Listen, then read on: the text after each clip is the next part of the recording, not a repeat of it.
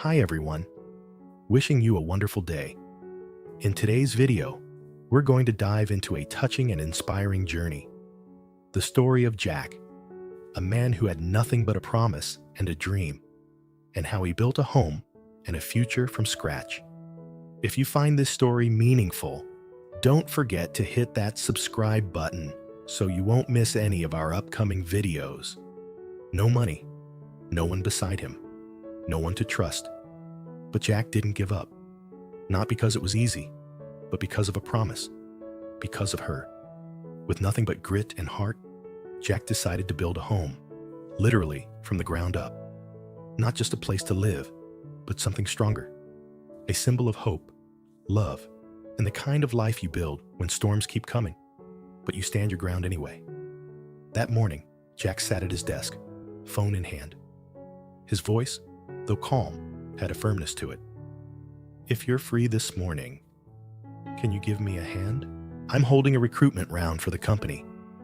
After hanging up, he stood, adjusted his collar in the mirror. Everything about him that day was sharper than usual. The neatly ironed white shirt, his hair combed back with purpose, and eyes that had the gleam of someone chasing a dream inch by inch. Downstairs, Tu Tien was already up. She sat quietly in the living room, scribbling in a small notebook. When Jack approached, he asked with a gentle smile, "What are you working on?"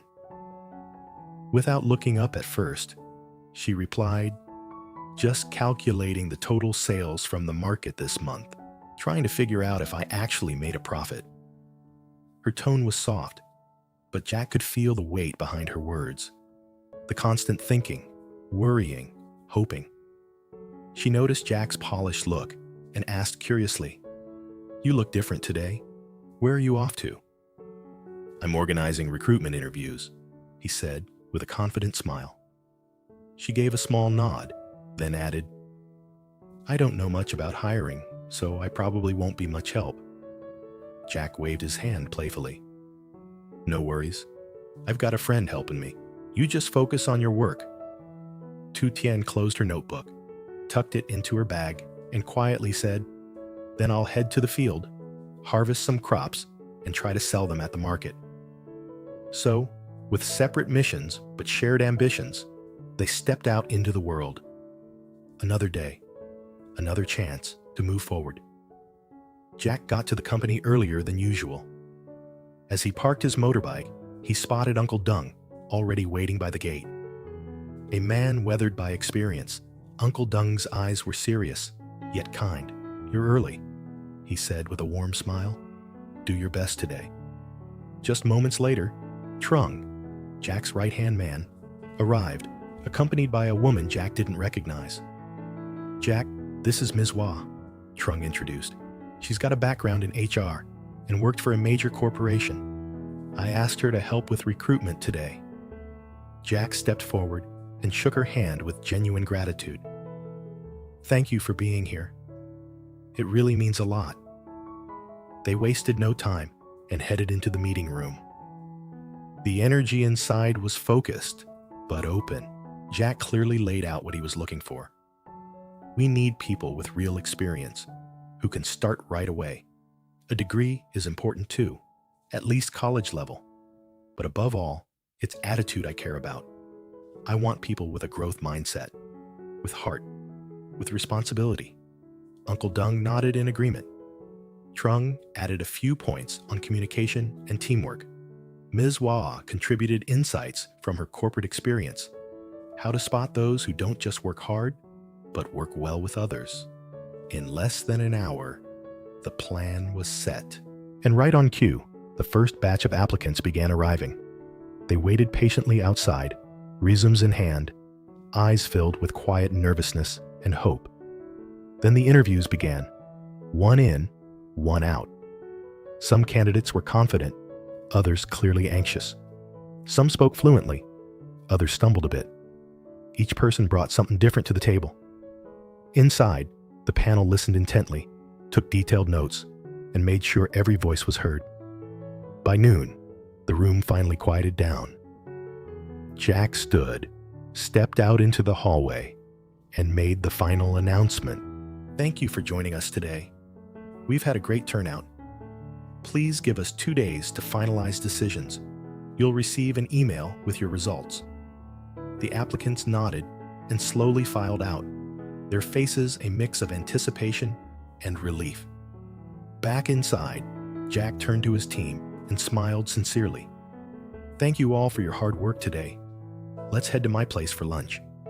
He told Uncle Dung and the others to go ahead, while he and Tu Tien would stop by the farm first.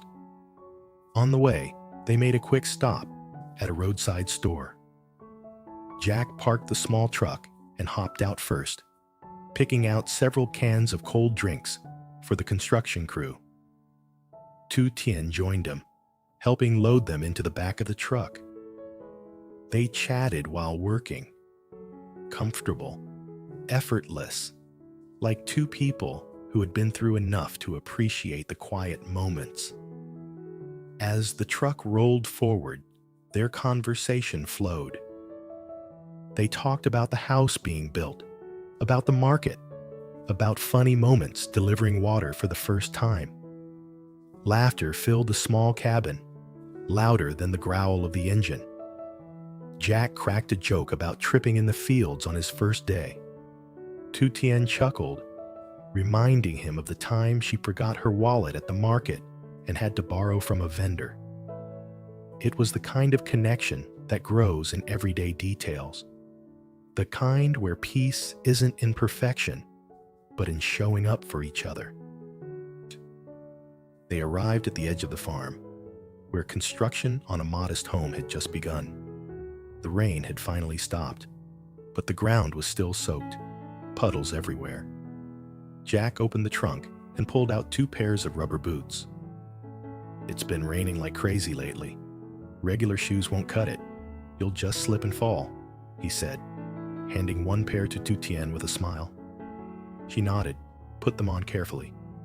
They stepped into the construction site together, and that's when they saw him, an old man, bent over, helping haul earth with the workers. Tu Tien froze for a second. It was her ex-father-in-law. For a heartbeat, she stood still.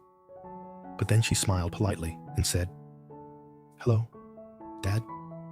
The man looked up, wiped sweat from his brow. "Oh, it's you," he said, voice softer than before. "There's nothing to do at home, so I thought I'd come lend a hand. It's better than just sitting around."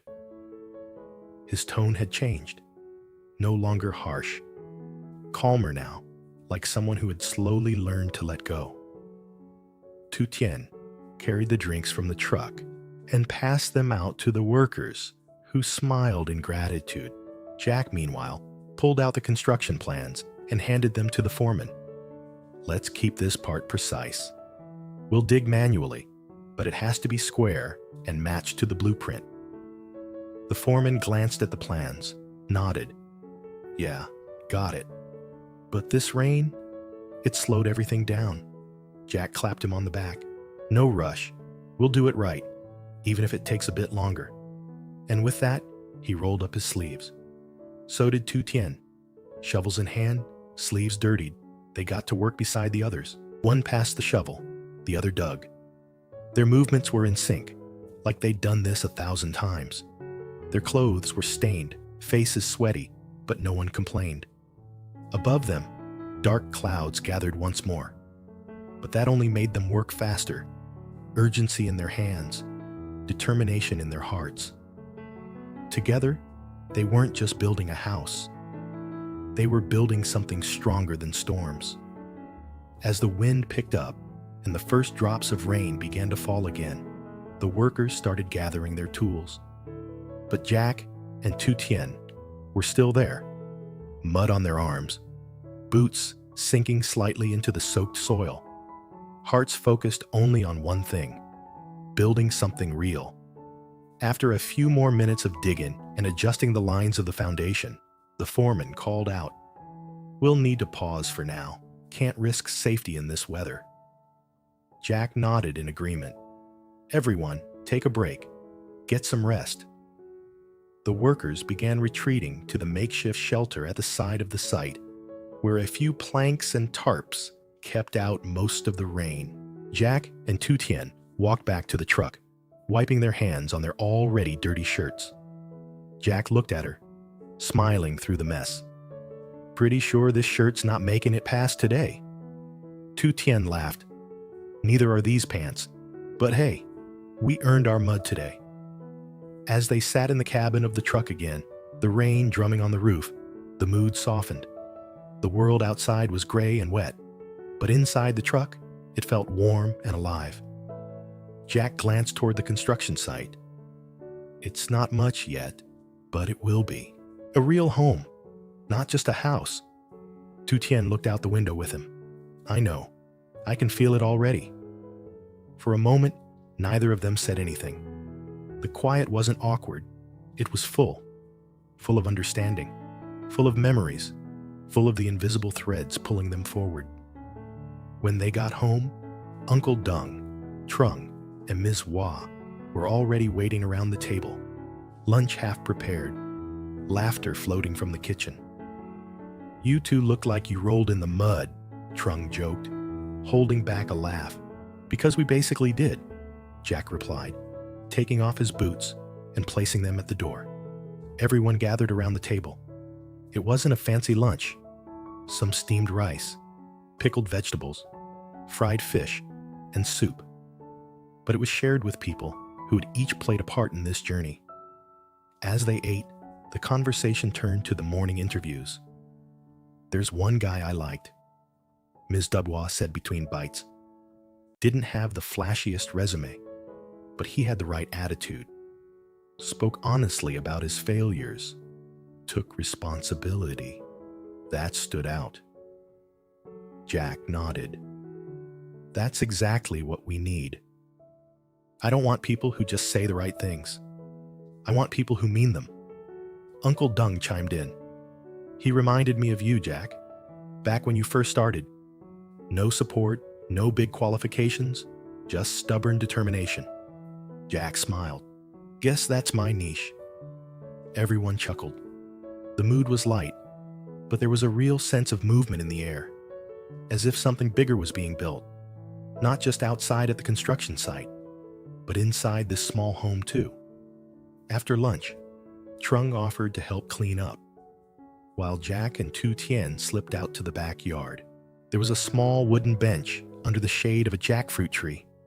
Nothing fancy, but it had become their place to sit and unwind after long days. Sitting down, Jack leaned back, looking up at the thick canopy above them. I used to think success was about money, about having the best company, a huge house, shiny stuff. But lately, he paused. It's this. Days like this. Building something that lasts, with people who don't leave when it rains. Tu Tien smiled, brushing a speck of dirt from his cheek. You've changed, Jack. Maybe, he said, or maybe I just finally figured out what matters. There was a soft breeze, and the leaves rustled above them. A light drizzle had started again, but neither of them moved. From a distance, children's voices could be heard, neighbors' kids chasing each other in the puddles, the kind of everyday joy that reminded them why they were doing all this. 2 days later, Jack stood in the same office, looking over the list of final candidates. They had selected 3 new team members. All of them weren't just qualified, they fit. The kind of people who would grow with the company, not just work in it. He sent out the confirmation emails and leaned back in his chair. It felt like another brick placed into the foundation, not of the house, but of the life he was building. That afternoon, as the sun peeked through the clouds for the first time in days, Jack visited the construction site again. The rain had finally eased, and work resumed with renewed energy. He brought lunch for the crew, a mix of warm banh mi, cold drinks, and a box of fruit. They welcomed him with waves and grins, now used to seeing him not as the boss, but as one of them. When the foundation was finally completed by sunset, Jack stood in the center of it, looking around. It wasn't big, it wasn't grand, but it was his. built with his hands, his sweat, his belief. And alongside him, always, Tu Tien. That evening, under the low glow of the kitchen light, Tu Tien sat with her notebook again. Jack walked in, wiping his hands on a towel, and peered over her shoulder. "More market calculations?" She shook her head and smiled. "No, I was writing down ideas for the kitchen in the new house, like where we'll put the spice rack, or a small herb garden near the window." Jack grinned, leaning in. "Don't forget a coffee corner, with 2 mugs, yours and mine." Tu Tien looked up at him. Her eyes sparkled. "I didn't forget." They stood there for a second. No words needed. Just the soft hum of the night and the quiet knowledge that they were building something no storm could wash away. And in that moment, between the unfinished walls and the silent promises, love wasn't just a word anymore. It was concrete. It was steel. It was home. Jack had nothing. No money, no support, no one to trust. But driven by a promise and his love for Tu Tien, he fought to build a better life. While she sold vegetables at the market to make ends meet, Jack focused on growing his company, recruiting a new team with the help of close friends. Together, they worked hard, side by side, dreaming of a shared future. Despite muddy roads, rainstorms, and an unexpected reunion with Tu Tien's ex-father-in-law, Jack never gave up. He rolled up his sleeves, dug the foundation of a small home with his own hands, and slowly turned a dream into reality. This isn't just a story about building a house. It's about rebuilding hope, love, and trust. Through simple moments and shared struggles, Jack and Tu Tien discovered what it truly means to create a home.